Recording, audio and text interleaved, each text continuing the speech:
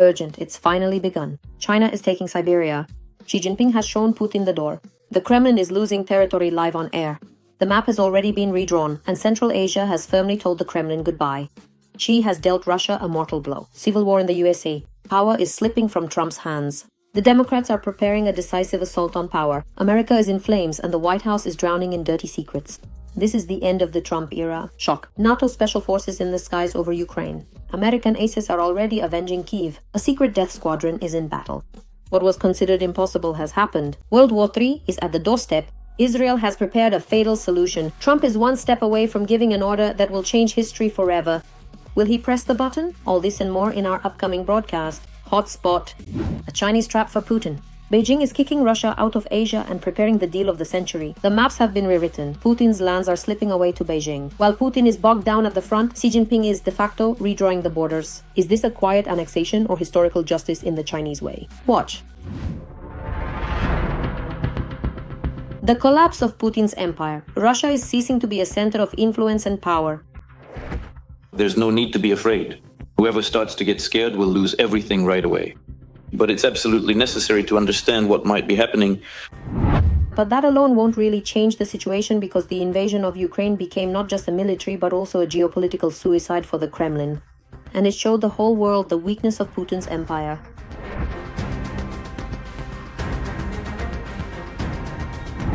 And while Putin is preoccupied with the war and saving his own power, China is taking over Russia's economic and political positions, from the Caucasus to the Caspian Sea.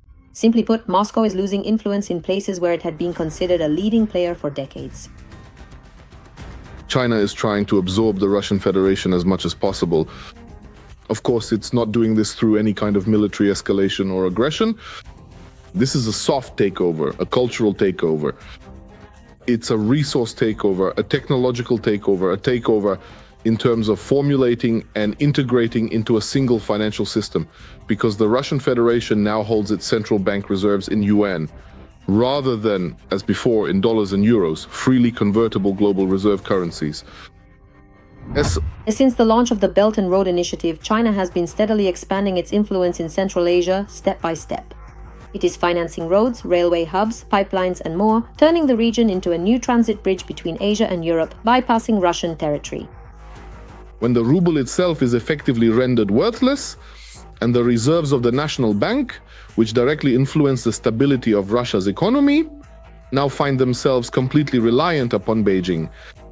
When the machinery industry is completely dependent on Beijing, when high-tech sectors are entirely dependent on Beijing, when all the chips, again, not only dependent on Beijing, but probably primarily on it as well, what kind of sovereignty can we even talk about in this situation? From September 15th, 2025, Russians will be able to travel to China without a visa.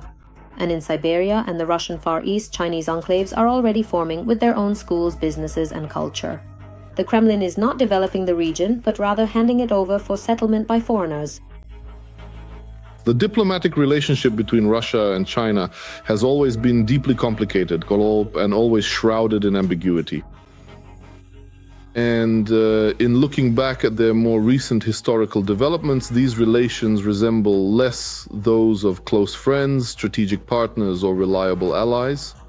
They are more like partners of convenience based on the situation, and sometimes during difficult periods of heightened tension, they even act as competitors, sometimes on a regional level, and in some specific cases, they are already becoming partially global in their scope.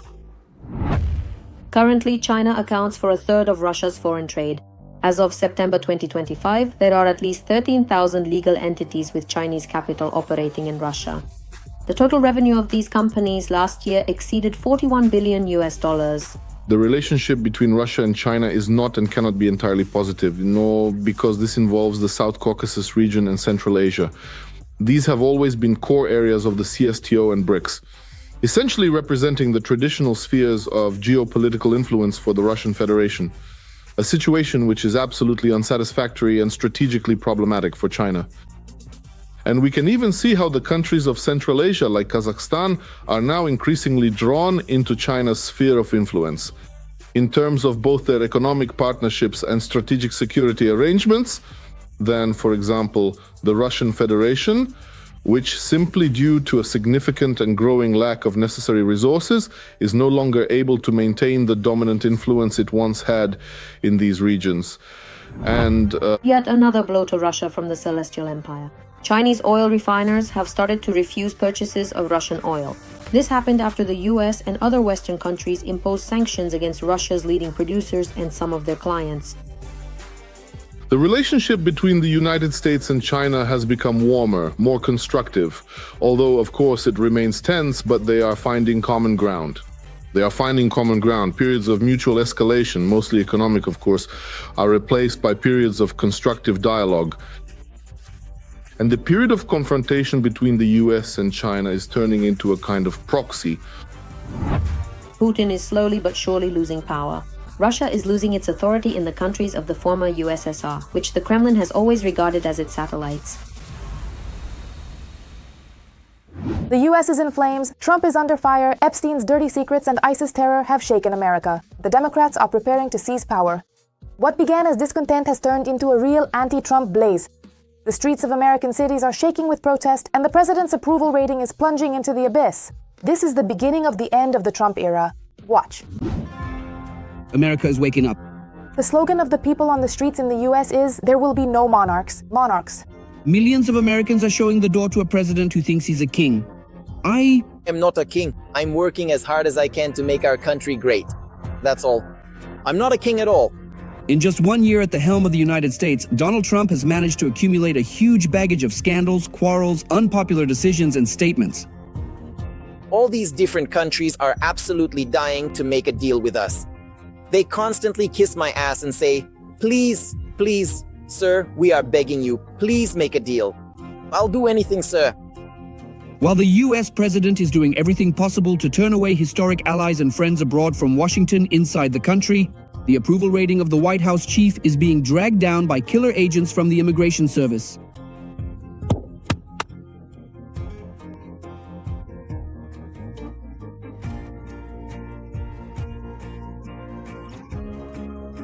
Millions of Americans have felt it firsthand. When the US president openly shows disregard for people, his appointees don't value others at all. Other people's lives.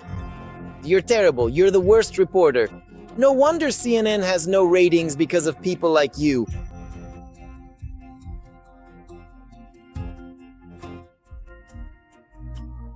Another gift for the Democrats, one that hits Donald Trump's ratings, has been the so-called Epstein files.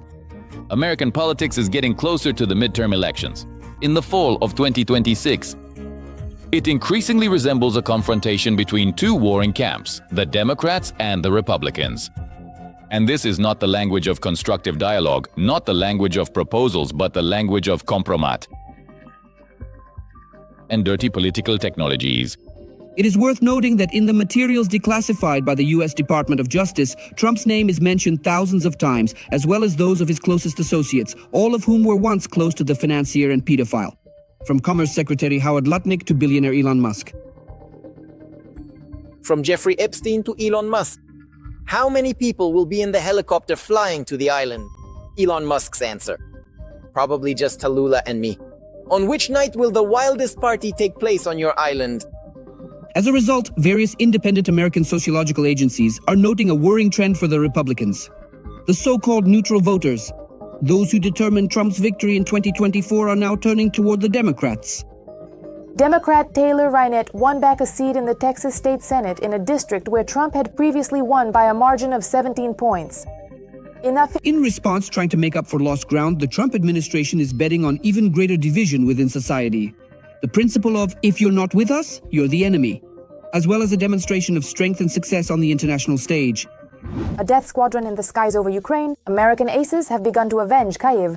The Kremlin is being turned to ashes. NATO's air armada is already in battle. In breaking news, what Putin had feared for so long has come to pass. A real airborne special forces unit has appeared in the skies over Ukraine. Details in the report.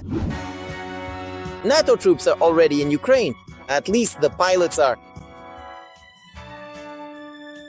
According to Intelligence Online, citing its sources, an entire squadron of foreign pilots has been formed in Ukraine who are helping the armed forces of Ukraine repel air attacks and are shooting down missiles and drones almost daily.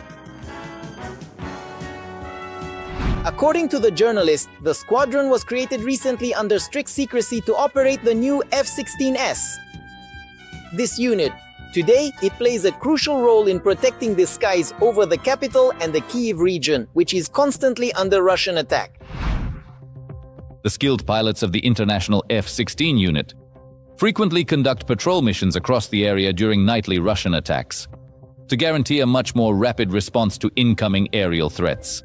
And to maximize the radar coverage area, the most significant contribution of Western veterans to Ukraine's air defense structure lies in their experience and skills in using the fighter's high-precision sensors, particularly the Lloyd Martin sniper targeting pod. The ultra-precise electro-optical infrared system is used for long-range identification while tracking fast-moving targets, and for carrying out strikes in adverse weather conditions. And it is specifically about veterans, not active-duty military pilots. The report states that together with Ukrainians, the flight group includes American pilots with extensive combat experience in Afghanistan. There is also a former Dutch military member in the squadron. The Dutch, as reported, underwent special training courses. They have undergone special training, have logged many flight hours, and are carrying out combat missions in the skies over Ukraine. Russia reacted to this news with outright hysteria. Their spokespersons immediately declared that this was a violation of all norms and rules. However, the very fact of foreign military personnel serving in the Air Force is fully in line with all international agreements. This is normal. This happened practically even during World War II, and not only when pilots were involved. The Polish squadron was in Britain, and not only there. So, this is a normal approach when pilots, people who are ready to help Ukraine, are used in this way. It is worth noting that the pilots from the US and the Netherlands did not enlist in the Air Force but signed temporary contracts for a period of 6 months. If desired, it may be possible to extend these documents. There was also a reaction to the news in Ukraine. A spokesperson for the Air Force stated that the information about a foreign squadron is just a rumor, although he did not directly refute the journalist's report. In turn, he noted that it is Ukrainian pilots who are showing the best results in the Ukrainian skies.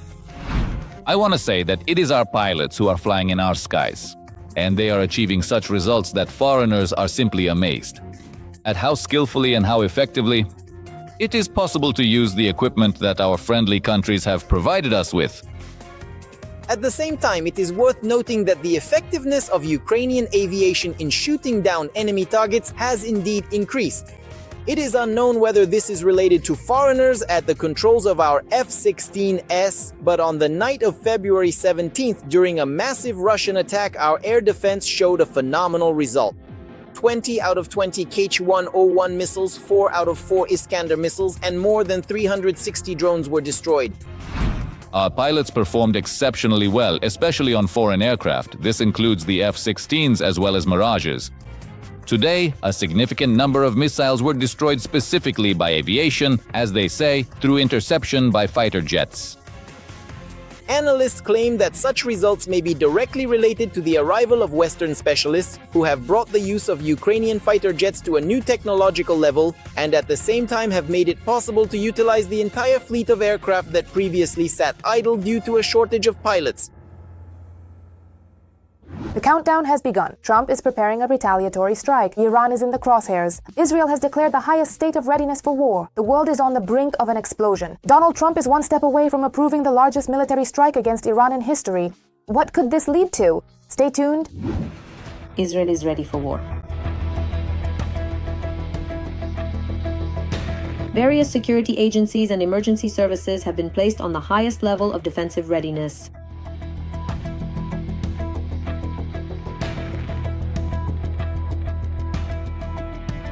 This will likely be a joint American-Israeli operation significantly broader in scale and more dangerous for the Iranian regime than Israel's 12-day war against Iran in June of last year, which the United States eventually joined by attacking Tehran's nuclear facilities.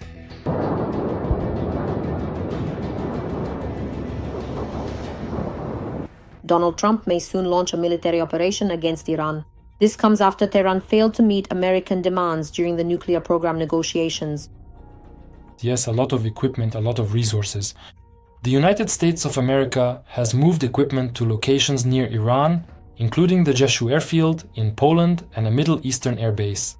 They are all packed, stocked with American military hardware. American planes plus aircraft carriers, it's all there. The preparations are in place and the military strength is truly phenomenal, a masterpiece. At the same time, the exact timing of a possible strike remains unknown and depends on the decision of the US president. American officials admit that a large-scale operation will not be quick and could turn into a week-long campaign. This strike is very likely to lead to nothing. That is, it was important when there were protests in Iran to support the protesters when they were at their peak to help them destroy the core. The Islamic Revolutionary Guard Corps to destroy army units so that they could seize weapons and take power into their own hands. Now there are no protests there, the protest mood has been suppressed, in fact drowned in blood as much as possible, if we can put it that way. And that's why I have serious doubts that this strike will be effective. Potential targets could include Supreme Leader Ali Khamenei, as well as structures of the Islamic Revolutionary Guard Corps. The day before, Khamenei stated that Trump would not be able to overthrow the Islamic Republic and threatened the US armed forces. This strike could lead to instability in the region. It could result in a massive exodus of civilians who would become refugees in neighboring countries bordering Iran. They could experience all the consequences of uncontrolled migration, which most importantly would be unprecedented in human history. There have not yet been any examples in history where such targeted strikes have managed to provoke a regime change. In other words, regime change can only occur through the presence of ground troops. In the event of an escalation of the conflict, Israel will likely focus on destroying or seriously damaging Iran's missile program. However, according to experts, the Houthis could immediately begin launching missile and drone strikes against Israel. The much-praised Iron Dome held up there. During the initial strikes, 90% of Iranian missiles were intercepted. But with each new wave, the interception rate dropped, it kept getting lower, and it's far from certain that, for example, if such attacks continued for months, Israel's air defense would be able to withstand it. Israel cannot solve this problem on its own. On February 17th, the second round of US-Iranian negotiations on Iran's nuclear program took place in Oman. According to Reuters, the US gave Tehran a condition to present detailed proposals for resolving disagreements within 2 weeks. Previously, in June 2025, a similar ultimatum led to the start of a military operation and a series of strikes on Iran's nuclear facilities.